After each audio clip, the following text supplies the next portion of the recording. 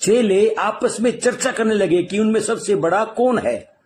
जब यीशु ने उनसे पूछा कि ये किस विषय पर बात कर रहे थे, तब वे लज्जित हो गए, क्योंकि वे चर्चा कर रहे थे कि यीशु के मरने के बाद उनमें कौन अगुवा बनेगा। तब यीशु ने उन्हें एक अत्यधिक महत्वपूर्ण शिक्षा दी। यदि कोई अगुवा बनना चाहता है तो पहले उसे सेवक बनना चाहिए। जो पहले हैं वो पिछले होंगे और जो पिछले हैं वो पहले होंगे। किसी व्यक्ति को पहले होने का प्रयास नहीं करना चाहिए। परमेश्वर उनमें से अगुवों की नियुक्ति करेगा जो अपने आप को पीछे रखते हैं। यीशु की यही शिक्षा है, जो कोई अपने आप को बड़ा बनाएगा वह छोटा किया जाएगा, और जो अपने आप को छोटा बनाएगा वह बड़ा किया जाएगा। जो कोई अपने आप को बालक के समान छोटा करेगा वह स्वर्ग के राज्य में बड़ा होगा। आमीन। मसीह की शिक्षा संसार की शिक्षा के विपरीत है। संसारिक लोग पहले होने की कोशिश करते हैं, जबकि आत्मिक लोग पीछे होने की तलाश में रहते हैं। जो लोग संसार की दृष्टि में पीछे होते हैं वे परमेश्वर की दृष्टि में पहले होते हैं। जो वस्तु लोगों के लिए अत्यधिक महान व मूल्यवान है वह परमेश्वर के लिए घृणित है। जो लोग संसारिक लाभ प्राप्त करने की खोज में रहते हैं वे आत्मिक हानि उठाएंगे। जो लोग मसीह की खातिर संसारिक नुकसान सहते हैं वे आत्मिक लाभ प्राप्त करेंगे।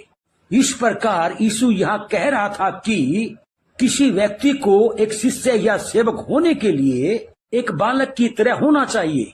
एक छोटा बालक अपने आप को बड़ा बनाने का प्रयास नहीं करता है, बल्कि वह दूसरे लोगों को खुश करने की कोशिश करता है। आमीन। यीशु जानता था कि उसे यरूशलेम में दुख सहना और मरना आवश्यक है। तब यीशु और उसके चेले गलील से इस्राएल के उत्तर में राजधानी यरूशलेम गए।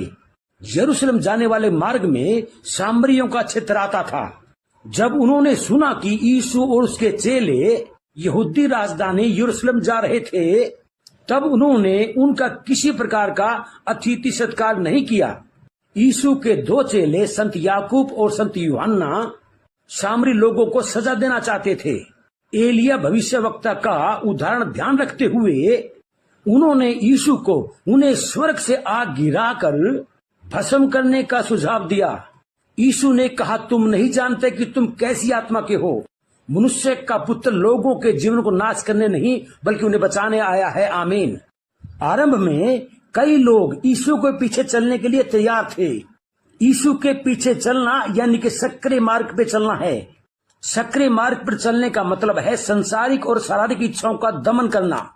चेले संसारिक और शारीरिक इच्छा का दमन नहीं करना चाहते थे। जब वे मार्ग में जा रहे थे तब यीशु से एक चेले ने अनुमति मांगी कि वह जाकर अपने पिता को दफना सके।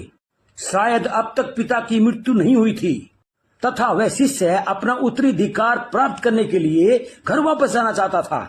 यीशु ने कहा, मुर्दों को अपने मुर्दे गाड़ने दो। हम दूसरे शब्दों में कह सकते हैं कि आत्मिक तौर पर मृत लोगों को इस संसार की वस्तुओं की देखभाल करने दो। जो लोग आत्मिक तौर पर जीवित हैं उन्हें परमेश्वर के राज्य का काम पहले करना चाहिए। आमीन। लूका 9 अध्याय की 61-62 आयत के अनुसार तब एक तीसरा व्यक्ति यीशु के पास आकर कहने लगा, हे प्रभु, मैं तेरे पीछे हो लूंगा, पर पहले मुझे जाने दे कि अपने घर के लोगों से विदा हो आऊं। यीशु उस व्यक्ति के मन को जानता था। यीशु जानता था कि उस व्यक्ति का उसके परिवार के साथ अब तक गहरा संपर्क तथा संबंध है। वह व्यक्ति यीशु के पीछे चलना चाहता था, परंतु अपने पूरे हृदय के साथ नहीं। यीशु ने उससे कहा, जो कोई अपना हाथ हल पर रखकर पीछे देखता है वह परमेश्वर के राज्य के योग्य नहीं है। लूत की पत्नी ने पीछे मुड़कर देखा, नमक का खंबा बन गई। यहूदियों ने मिस्र में से निकलकर वापस मिस्र में जाना चाहा, इसलिए परमेश्वर ने उनके कुड़कुड़ाने और पीछे मुड़कर देखने के कारण उन्हें नष्ट कर दिया। आमीन। यीशु के 12 चेलों के अतिरिक्त कई दूसरे लोग उसके पीछे चल रहे थे और उसके शिष्य बन गए थे। यीशु ने अपने 12 चेलों को पहले ही प्रचार करने और चंगाई देने के लिए बाहर भेज दिया था, और अब यीशु ने किस तरह अपने चेलों को समान निर्देश देकर बाहर भेजा। यीशु ने भीड़ को देखकर अपने चेलों से कहा, फसल तो बहुत है। यह धान या मक्के की फसल नहीं थी, वरन यह लोगों की फसल थी। लोग अनाज की उस फसल के समान है जो काटे जाने के लिए तैयार है, परंतु काम करने वाले मजदूर थोड़े हैं। यह फसल परमेश्वर की है, लेकिन उसने इसे हमारी जिम्मेवारी में सौंपा है। यीशु ने कहा, इसलिए खेत के स्वामी से विनती करो कि वह अपने खेत काटने के लिए मजदूर भेज दे। आमीन। परमेश्वर हमारी प्रार्थना के बिना काम करने वाले मजदूर अधिक भेज सकता है, तो भी उसने अधिक मजदूर भेजने के लिए हमसे प्रार्थना करने के लिए कहा है।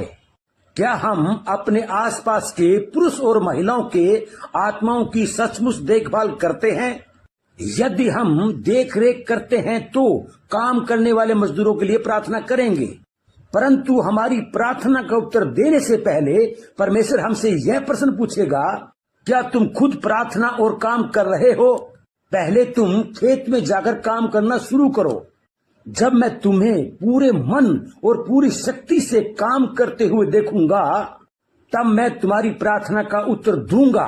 आइए हम यशाया भविष्यवक्ता के समान बने। उसने परमेश्वर को यह कहते हुए सुना, मैं किसे भेजूं? यशाया ने उत्तर दिया, मैं यहाँ हूँ, भेज।